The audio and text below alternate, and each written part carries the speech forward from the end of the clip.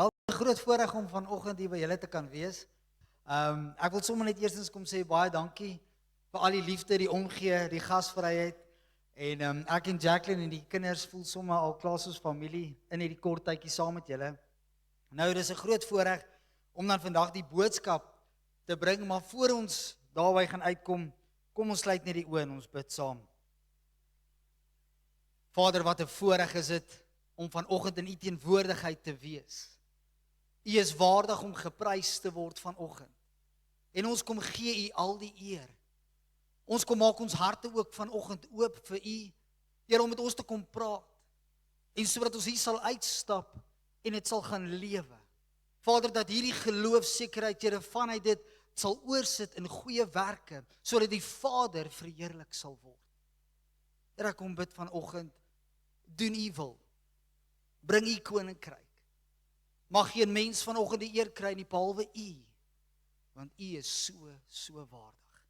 En ons gee die diens vir U vanoggend in Jesus se naam. Amen. Nou ek wil eerstens begin met so 'n bietjie 'n verbeeldingryke illustrasie. So ek gaan vra dat ons al die ligte afskakel in die kerk. Net vir 'n oomblik. En ek wil ook hê julle moet julle oë sluit en toemaak. Soos terwyl ek hierdie storie gaan lees en jy jou verbeelding gaan gebruik, is daar iets wat ek graag wil deurbring rondom lig en donker. Want soos julle weet is die tema vanoggend, skop die emmer en leef vanuit God se koninkryk. En alhoewel dit die tema is vanoggend in Matteus 5 vers 14 tot 16 die skrifgedeelte, gaan ons eintlik eindig met dit en gaan ons so 'n bietjie die preek agterste voor eers begin totdat dit daarby eindig. So, al die ligte kan julle afskakel. Ons kan hierdie enetjies is reg as hulle aan is. Kom ons maak die oë toe en ek wil hê julle moet julle verbeelding gebruik vanoggend. So ek wil hê jy moet jouself indink, jy stap in 'n donker huis. Dit is pikgiet donker. Jy kan absoluut niks rondom jou sien nie. Jy stamp jou toon dalk, jy stamp jou knie dalk, soos jy soek na lig, maar jy sien niks. Jy voel onseker en selfs bang. Soos jy rondskarrel en voel, kom jy op 'n lamp se draad af. Jy volg dit totdat jy by die skakelaar aankom en jy sit die lig aan. En skielik verander alles. Jy kan sien, jy kan beweeg, die atmosfeer verander onmiddellik en jy voel verlig. Maar dan is daar 'n kortsluiting en die krag trip en alles is weer donker. Iewes skielik voel jy weer dalk bang, onseker. Jy voel moedeloos en selfs frustreerd. Nou vir 'n oomblik wil ek hê jy moet hierdie emosies indink van soveel daar buite in 'n donker wêreld. Dit is wat so baie daar buite ervaar. Hulle soek lig. Hulle soek is 'n sekerheid. Wat hulle soek is dat die donker atmosfeer in hulle lewens sal verander. Wat hulle soek is om vry te wees van bindings en van dinge wat keer, dat hulle kan beweeg en leef soos God se bedoeling vir hulle is. Mag ek en jy die erns en die belangrikheid van lig besef. Julle kan julle oë oopmaak en ons kan die ligte weer aanskakel. Dankie. So wat ek wil deurbring met hierdie illustrasie is hoe belangrik lig is. Soos jy jouself ingedink het en verbeel het, dis pikgiet om jou, is hoe baie mense se lewens lyk en daarom gaan ons 'n bietjie gesels vanoggend om hierdie emmer te skop en jou lig te skyn. Want soveel daar buite soek mense antwoorde, hulle soek na Jesus en God gebruik ons om die impak te maak daar buite. Nou vanoggend, ek gaan so 'n bietjie hierso op die slides ook werk. So vanoggend doen ek 'n multitask, so julle moet bid vir my, hoor, ek is 'n man. So ons gaan kyk of ons kan multitask. As hy. Okay, so ek wil eerstens begin vanoggend, soos ek gesê het met my preek eintlik agterste voor, want vir jou en my om ons lig te skyn, om impak te maak daar buite in hierdie donker wêreld, is daar iets belangriks wat ons moet verstaan en dit is die koninkryk van God. En vanoggend gaan ek 4 punte deurbring. Wat is die koninkryk van God? Waar is die koninkryk van God? Is ons reeds in die koninkryk van God? 'n Belangrike vraag. En nommer 4, hoe leef ek vanuit hierdie koninkryk? Want wanneer ons die koninkryk van God verstaan, dan leef ons uit 'n nuwe identiteit na buite en skyn ons lig. Nou ons sien dat hierdie koninkryk van God 'n belangrike ding is. Dis vir Jesus baie belangrik. En wanneer ons gaan na Matteus 4 vers 17 toe, vir julle wat julle Bybels het, kan soen toe blaai. Matteus 4 vers 17 sê die volgende. Dit sê, bekeer julle, want die koninkryk van die hemel het naby gekom. En so Jesus se eerste boodskap is daardie woorde. Is bekeer julle, draai weg van julle bose weë af, want my koninkryk het gekom. En interessant is dat Matteus skryf dat die koninkryk van die hemel het naby gekom. Julle sal sien in die boek van Matteus, praat hy van die koninkryk van hemel. In die ander evangelies praat hulle van die koninkryk van God. En die enigste rede vir dit is, Matteus skryf vir die Jode, en uit respek uit vir hulle wil hy nie Yahweh, die woord God gebruik nie, maar eerder die woord hemele. So, net vir interessantheid. Nou ons sien, Jesus se eerste boodskap is dit. Dan sien ons in Johannes 3, vers 2 tot 5, die volgende gedeeltes. Ons sien in Matteus 6 vers 9 tot 13, waar Jesus dan ook praat van die Onse Vader. En dan sien ons dat selfs daar gebruik hy, wanneer hy praat met die disippels oor gebed, van die koninkryk van God, mag die koninkryk van God kom, soos dit in die hemel is hier op aarde. Wanneer ons gaan na Johannes 3 vers 2 tot 5 toe, dan sien ons waar Jesus met Nikodemus praat. Hy praat oor wedergeboorte, en saam met dit dan kom praat hy oor die koninkryk. Hoe gaan ek in hierdie nuwe koninkryk in? En dan in Kolossense 1 vers 13, dan skryf Paulus aan die Kolossense kerk, en hy skryf dan ook, luister, God haal ons van hierdie koninkryk van duisternis uit, in die koninkryk van lig onder die heerskappy van Jesus Christus. Nou verder, lees ons in 2 Petrus 1, ek dink ek het dit ook daarop, in 2 Petrus 1 vers 11, Daniël 2 vers 44, Daniël 7 en Psalm 145, van hierdie koninkryk en waar hulle gereeld sal praat van, dis 'n ewige koninkryk. En so hierdie koninkryk hou nooit op nie. En so, ek wil 'n bietjie aspekte deurbring van hierdie koninkryk. Nou Jesus verder kom praat ook en hy sê, luister, hulle wat die minste is, hulle wat die nederigste is die meeste en die grootste in hierdie koninkryk. Hierdie koninkryk word ook gepraat van, dit is 'n groot skat. En so wil ek afsluit net met hierdie paar verse in Matteus 6 vers 33, dan kom sê Jesus 'n belangrike ding. Hy sê, beywer julle allereers, sê die ander vertaling, maar ook soek vir die koninkryk van God en vir die wil van God. Dan sal hy julle gee ook al hierdie dinge. En so is dit belangrik vandag dat ek en jy gaan besef dat die koninkryk van God vir Jesus belangrik was. Jesus het oral waar hy gegaan het gepreek van dit, hy het gepraat van dit, hy het die mense in die sinagoges geleer van dit. En so as die koninkryk van God vir Jesus belangrik was, moet dit vir jou en my belangrik wees. So dis belangrik dat ons die koninkryk van God sal besef. Nou wat is die koninkryk van God? Belangrike vraag, Andrew. En die koninkryk van God is die volgende. Dit is God se area of domein van heerskappy. Nou ek het dit sommer nou daar eenvoudig deurgesit. Ek het gesê die koning se ryk. Met ander woorde, die ryk is die area of die domein. Dis nie 'n spesifieke plek nie, maar eerder die area waar God heers. En so die koninkryk van God kom slegs wanneer God se heerskappy kom. Dis wanneer sy koninkryk kom. En ek wil nie my preek vooruit hardloop nie, maar wanneer ek en jy oorgee aan God se wil, dis wanneer sy koninkryk kom. Dis nie net 'n plek soos die kerk nie. Dit kan by jou werksplek wees, dit kan by skoolgronde wees, dit kan by jou huis wees. God se koninkryk kan kom waar ook al sy heerskappy is. En so ek het daar ook gesê, dit is God se heerskappy, die area waar God regeer en sy wil geskied. En so belangrik, ons kan daai nuwe vers van Matteus 6 vers 33 so kom vertaal, waar Jesus kom sê, bekeer julle, want die koninkryk van God het naby gekom. Kan ons ook so vertaal waar hy sê, keer weg van julle verkeerde weë af, want my nuwe regering, my heerskappy het nou gekom vir julle, en dis 'n nuwe lewe vir julle. En so ek wil hê julle moet besef wat Jesus dan ook kom doen. Hy kom sê, luister, hier is my koninkryk, hier is my area van heerskappy en in hierdie area is daar geregtigheid, vrede en vreugde, praat die Bybel van.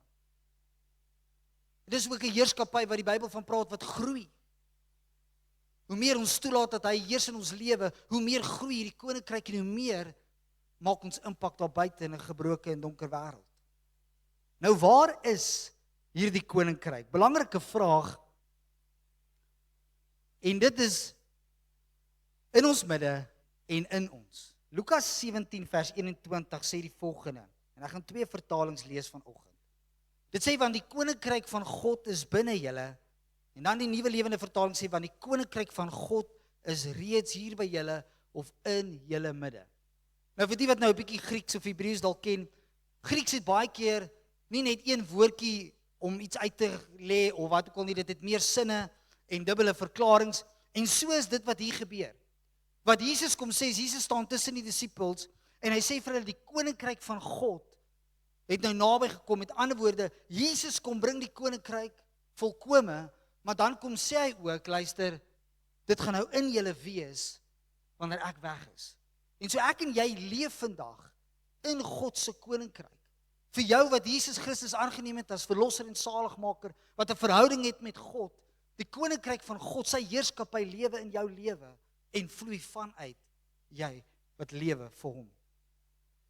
En wanneer ek en jy Jesus aangeneem het ek hier gesê, is die koninkryk in ons en het ons van koninkryk verander. Kolossense 1 vers 13 sê dit die volgende. Dit sê hy het ons uit die mag van duisternis weggeruk en ons onder die heerskappy gestel van sy seun wat hy liefhet. Die 83 vertaling sê die volgende, hy sê hy het ons verlos uit die mag van die duisternis en ons oorgebring na die koninkryk van sy geliefde seun. En so besef vandag dat elkeen van ons wat Christus aangeneem het, vanuit hierdie koninkryk van duisternis oor is onder God, Jesus Christus se heerskappy nou. En ons is in 'n nuwe koninkryk met 'n nuwe identiteit. En hoekom praat ek so baie van koninkryk vanoggend? Want wanneer jy besef wie jy is in Christus en jy's in hierdie nuwe koninkryk, leef ons anders. Dink ons anders. Praat ons anders.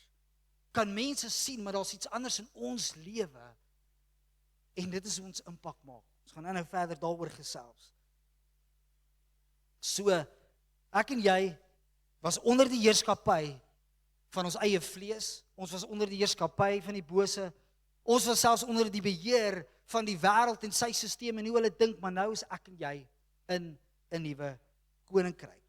Nou net soos met enige koninkryk of land, is daar nuwe wette. 'n Nuwe land met nuwe wette het 'n nuwe koning met nuwe gesag. En so ek en jy moet besef dat wanneer ons oorgaan na die koninkryk van lig toe, oorgaan na die koninkryk van God toe, dan is daar 'n nuwe koning in bewind, naamlik Jesus Christus. Daar's nuwe beginsels, nuwe reëls, die woord van God. En so moet ons oorgee aan sy leiding. Dit is baie belangrik vir jou en my. En soos ek nou gaan praat van die lig wat ons skyn, om oor te gee aan God se stem, God se wil, dit wat hy wil kom doen. Dis hoe jou lig skyn. Nie ons wat net praat oor die woord of die Bybel nie, maar ons wat ons lig skyn deur gehoorsaamheid aan Jesus Christus. En so het ek hier gesê, ons kan nie 'n nuwe land lewe met 'n ou land se manier van dinge doen nie. Dit gaan nie werk nie. En so moet ons oorgee aan die Heilige Gees se leiding en God se woord wat vir ons sê hoe behoort ons te praat, te leef, te dink ensovoorts. Nou hoor mooi wat sê Romeine 8 vers 14. Romeine 8 vers 14 sê, almal wat hulle deur die Gees van God laat lei, is kinders van God. En so wanneer ons toelaat dat God se Gees ons lei, dan is ons sy kinders en ons is in 'n nuwe koninkryk. Maar dit begin met ons wat oorgee aan sy wil. En ek wil sommer 'n GPS as voorbeeld vanoggend gebruik en dan gaan ons oorgaan na ons video toe wat ek graag wil hê julle moet ook sien van hoe ons moet luister na die stem. En wanneer ek en jy iets insit en ons wil by 'n bestemming uitkom en ons sit in die GPS koördinate, dan praat ons nie terug met die GPS nie. Ons sê nee, GPS, jy sê nou ons moet regs gaan, nee, kom ons gaan links, my maat. Nee. Okay. Ons is gehoorsaam aan die GPS se stem.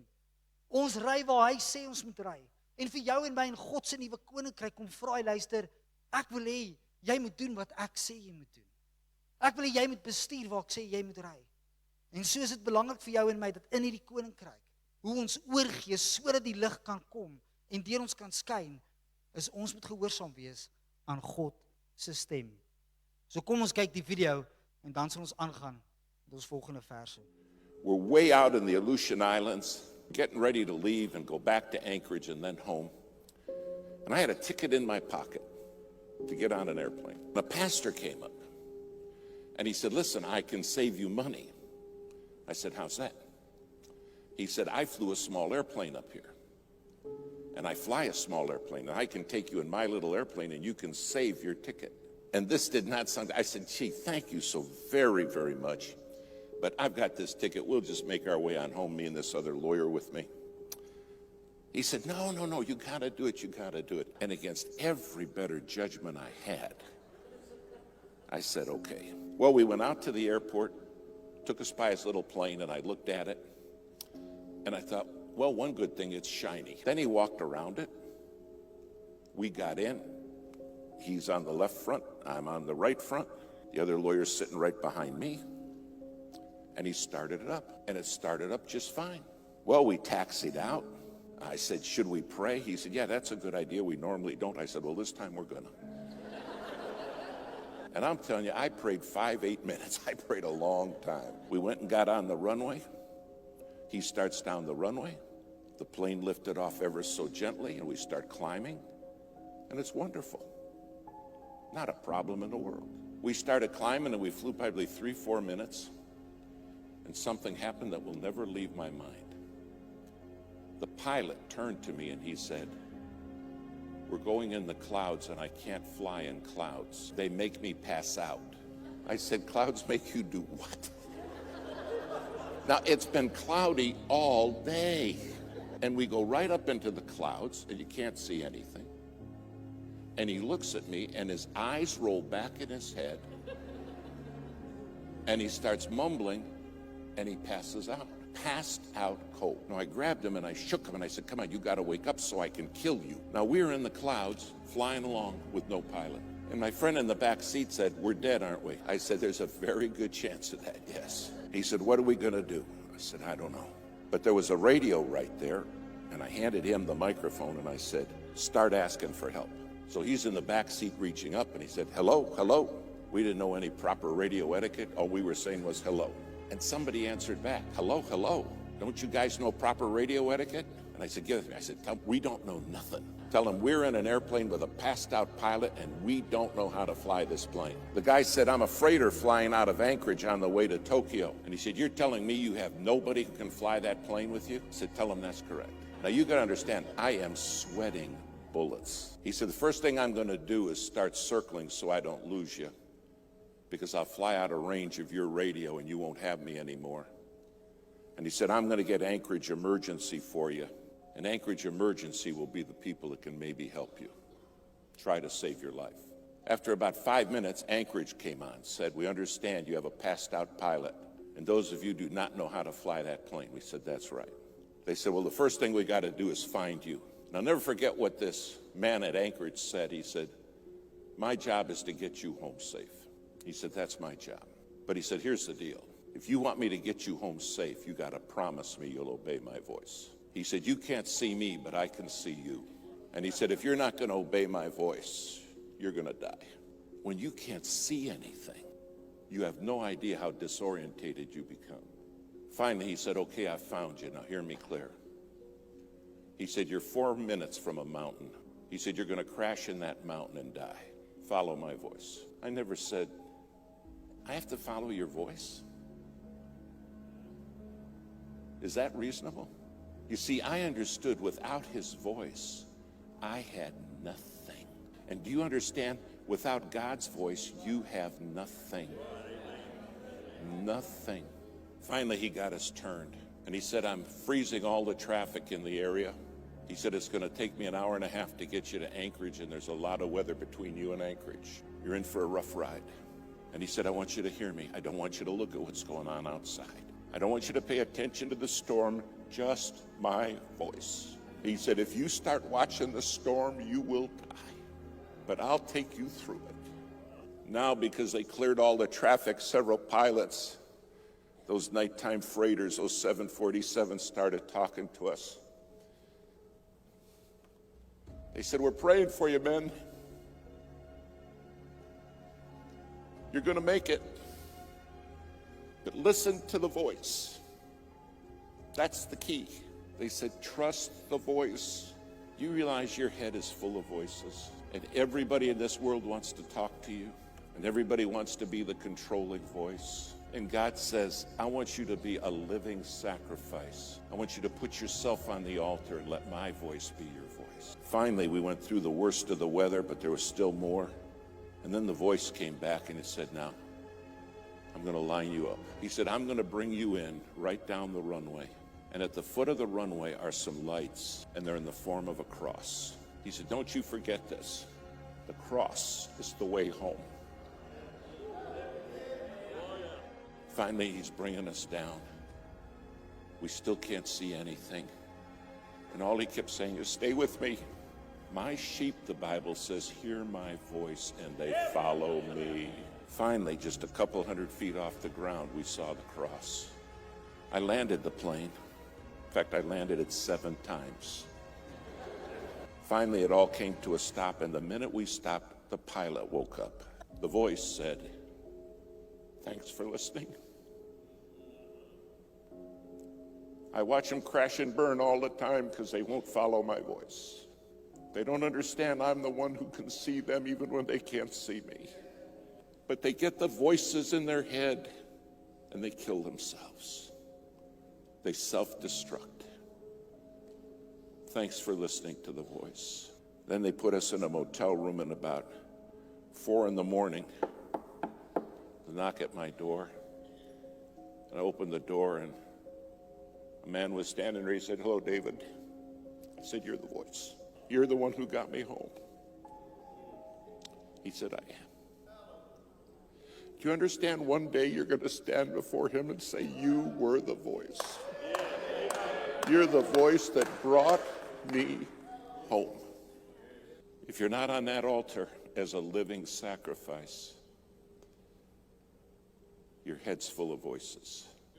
And then we wonder why kids crash and burn. We wonder why marriages are shattered. And the Lord's saying, I'm the one who has the voice. All I can remember is that voice saying, stay with me. Stay with me. Don't listen to what's going on in your head, and don't watch the storm. Stay with me. And I'll take you through. Tonight you have a God who has promised to take you through. A living sacrifice, holy. Dis so belangrik, en dit is wat ek wil deurbring in hierdie tweede punt van my van in God se koninkryk waar ons gaan moet oorgee, soos hy ook sê in die video, a living sacrifice. Om oor te gee aan God se stem. Galasiërs 5:16 sê, laat julle lewe steeds deur die Gees van God beheer word, dan sal julle nooit soog voor die begeertes van julle sondige natuur nie. En so, wat beteken oorgee vir jou en my? Ek het hier sommer net 2 goedjies genoem. En eerstens om te sê, Here, nie my wil nie, maar U wil. In die video sê dit ook, laat God se stem jou stem raak. En jou stem, God se stem, amper as een. In die sin van, ons moet luister wat God vir ons sê, en dit volg. Verder het ek ook gesê om oorgee beteken, ek kies nie my emosies of my vlees om meer my keuses te bepaal nie, maar God se woord gelei deur die Heilige Gees. En so in hierdie koninkryk, en as ons wil hê God se koninkryk moet elke dag kom in ons lewe om te sê, Here, ek gee oor. Nie my wil nie, nie my emosies nie, maar U woord en die Gees moet my lewe bepaal en my keuses bepaal. En ek het sommer 'n voorbeeld van 'n vis ook. Wanneer 'n vis in water is, hoef ons nie vir 'n vis te sê swem nie. Hy doen dit outomaties want dit is sy natuur. En so hoef ek en jy nie Christelik te probeer lewe nie.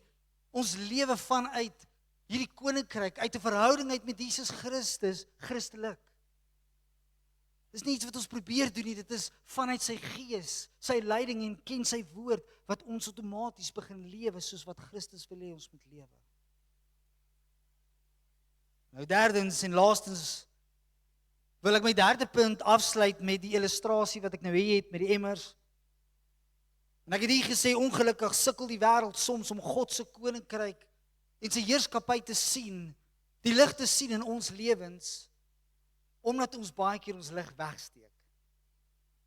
En ek wil hê julle moet saam met my gaan na Matteus 5 vers 14 tot 16 toe vanoggend. En ons gaan daardie gedeelte saam lees.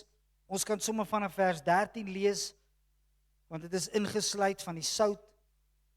So Matteus 5 vers 13 tot 16. En dit lees die volgende. Dit sê, julle is die sout vir die aarde, maar as die sout verslaan het, hoe kry 'n mens dit weer sout? Dit is niks meer werd nie en dit word buitekant weggegooi en mense vertrap dit. Julle is die lig vir die wêreld. 'n Stad wat op 'n berg lê, kan nie weggesteek word nie. Ook steek 'n mens nie 'n lamp op en sit dit onder 'n emmer nie, maar op 'n lampstaander en dit gee lig vir almal in die huis. Laat julle lig so voor die mense skyn, dat hulle julle goeie werke kan sien en julle Vader wat in die hemel is, verheerlik. En daarmee wil ek eintlik gou 4 jeug. Wie is die jeug vanoggend? Net 4 jong mense gou vinnig hier voor by my kry. Wat is die emmers in ons lewe wat keer dat ons lig skyn? Wat is die emmers in ons lewe wat keer dat ons ten volle vir Jesus Christus kan lewe? En dis 'n persoonlike vraag wat jy self kan gaan antwoord en ook met die Here praat, maar ek het sommer 4 voorbeelde hier genoem. En die eerste emmer het ek hier gesê, vrees. Wat gaan mense dink? Baie keer is ons so bang om ons lig te skyn, want wat gaan ander van ons dink? Wat gaan ander dink as ek anders praat by die braai, of ek doen iets anders? Wat gaan ander dink van my? Nommer 2, skaamte. Ek voel nie goed genoeg nie. Baie van ons dink, maar Here, kan U my gebruik? En so keer dit dat ons doen wat die Here vra ons moet doen. Derdens het ek hier gesê, kompromie of sonde. Baie keer is ons nog 1 voet in die wêreld, 1 voet vir God. En ons leef nie regtig wat ons glo nie. En dit maak dat die wêreld onseker is en ons self ook onseker is van hoe ons behoort te lewe en ons lig te skyn. En laastens het ek gesê passiwiteit. Waar baie keer God jou roep om iets te doen, dalk betrokke te raak by die kerk of iets vir hom te doen vir sy koninkryk. En jy weerhou en jy doen dit nie. Of dalk moet jy iemand vergewe, dalk moet jy iemand bemoedig en jy doen dit nie. En so is dit belangrik dat ons moet hierdie emmer skop. En ek wil hê as 'n illustrasie dat jy vandag hier sit, nie net kyk na die illustrasie nie, maar vandag besluit, ek gaan daai emmer skop. Dit is tyd vir jou en my as kind van God om die emmers in ons lewens te skop, sodat God se lig kan skyn in hierdie donker, gebroke wêreld, soos my voorbeeld nou met die lamp in die donker huis, sodat ons hoop kan gee vir mense daar buite, sodat ander kan besef daar is verlossing, daar is 'n nuwe lewe, daar is genesing ensovoorts. En so, ek gaan vra dat elkeen van hulle, soos ek dit hier lees, die emmer skop. So ons gaan een vir een dit doen. Die eerste ene het ek gesê, hoe oorkom ons hierdie vrees? Hoe skop ons hierdie emmer van vrees? En nommer 1 het ek gesê, jy kan hom skop, yes. Is dapperheid. Daar's hy. As hy, mooi. Ons skop hom laat ons hy nie weer naby is nie. Die eerste enetjie wat ek gesê het is nommer 1 dapperheid. God vra nie dat jy perfek is nie, God vra dat jy gewillig is. En so ek en jy as kind van God, om ons lig te skyn, moet ons gewillig wees vir God om ons te gebruik. Moenie wag tot jy perfek is nie. Dit gaan nooit gebeur hier op aarde nie, maar wel, ons kan gewillig wees. Nommer 2, het ek gesê, en jy kan daai ouetjie skop met skaamte. Ja nee, sy lig skyn wyd en oral. Okay, dankie man. So belangrik, die tweede enetjie met skaamte het ek gesê, gee oor aan die Heilige Gees se leiding.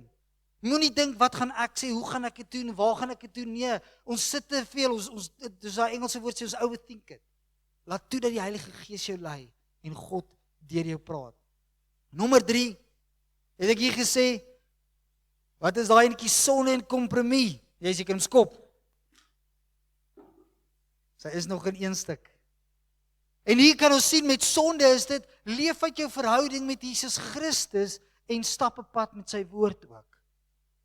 Dit keer dat ons die hele tyd terugval in hierdie sonde. Soos ons nou gelees het uit Romeine 8 ook, word gelei deur die Heilige Gees en jy sal nie soog onder hierdie begeertes nie. En so is dit belangrik, ek en jy skop daai emmer van sonde en die hele tyd terugval in hierdie verkeerde dinge deur God se woord te ken en 'n verhouding met Jesus Christus te hê. En laastens is die ene passiwiteit. Jy kan hom skop. Dankie julle. Julle kan gaan sit. En so mag ek en jy vandag besef. Eerstens, dat vir ons wat Jesus Christus aangeneem het, is ons in 'n nuwe koninkryk, jy het 'n nuwe identiteit. Mag ons elke dag oorgee aan God se stem in hierdie koninkryk. Sodat ons veilig by ons bestemming kan uitkom. Nie net die hemel eendag nie, maar ook hier waartoe God ons geroep het. En laastens, mag ek en jy daai emmers in ons lewe skop. Nie net vir onsself nie, maar sodat die wêreld daar buite wat in donkerte leef, die lig kan sien, kan besef, God is 'n realiteit en hy is die antwoord in Jesus se naam. Kom ons sluit die oë en ons bid saam. Vader, ek wil U kom loof en kom prys vandag vir die goeie God wat U is en Here dat U ons so liefhet. En Here dat U vanoggend soos daai video ook daai stem is wat ons veilig wil uitbring by ons bestemming. Veilig wil uitbring ook hier met ons roeping. En Here dat U wil hê dat ons moet die beste wees wie ons is deur ons lig ook te skyn in hierdie donker wêreld. Vader, daar's soveel daar buite wat gebroken is, stikkend is, seer is, donker is. En ek bid Here dat ons wat U ken, ons lig sal begin skyn. Ek kom bid vir elkeen Here vandag dat hulle sal dapper maak. Dat hulle daai emmer sal skop. Vir hulle wat dalk dink hulle is nie goed genoeg nie om te weet, Here, U het reeds die prys betaal aan die kruis. Ons is goed genoeg deur U genade. Ons kan doen wat U vra. Here, vir hulle wat dalk sukkel nog met sonde en bindings, Here, dat hulle regtig sal vashou in hulle verhouding met U en soos hulle vashou in U die woord, sal U hulle suiwer, sal U hulle help. Here, vir ons, Here, wat U roep om iets dalk te doen vir U koninkryk, dat ons nie hande gevou sal staan nie, maar dat ons sal sê, ons gaan doen wat U vra. Want deur dit te doen, sien ander die lig. Mag U elkeen van ons gebruik. En Here, mag U regtig deur ons lig wees in 'n donker wêreld. Ons kom loof U en ons kom prys U vir die woord vanoggend. Ons kom dankie daarvoor in Jesus se naam. Amen.